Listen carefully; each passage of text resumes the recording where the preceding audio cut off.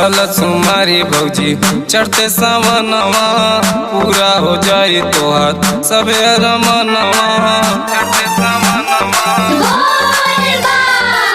कल सुमारी भौजी चढ़ते सावनवा पूरा हो जाई तोहार सबे रमनवा। भोला कदी तोरो समस्या के हाल तो चाहे बेल के पतैया संगे गोनरियल बरिया घाट से लादी गंगा जी के जल।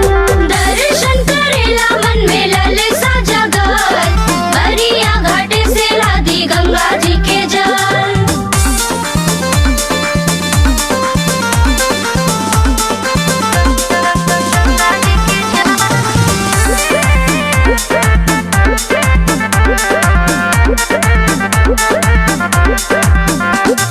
सरदा पूरा लबौ जीवन के कंवरिया गेरुआ कलर वाली पहनी के सड़िया। ठीक कहता रे सुन देवरू हो बात के बड़ी मजा आई संगे देव घर जात के। सरदा पूरा लबौ जीवन के कंवरिया गेरुआ कलर वाली पहनी के सड़िया। ठीक कहता रे सुन देवरू हो बात के बड़ी मजा आई संगे देव घर जात के। भोला दे दी गोदिया में ललना डबल।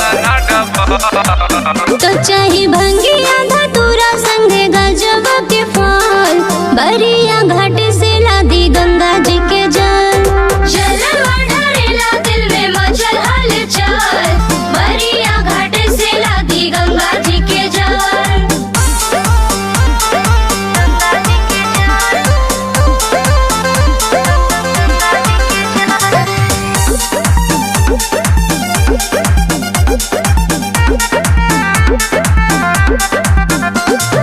चल जइहा भोरे दीप नागर बजरिया गेरुआ कलर वाले किन ले हसड़िया। अरे मिर्जापुर सोनभद्र घोरावल घुमा देव चंदू कहेले तो के दर्शन करा देव।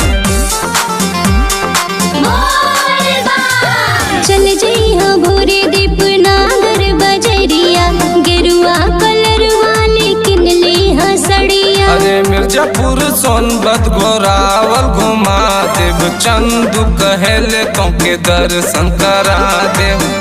हम मान लेनी देवरू दीपक के कहा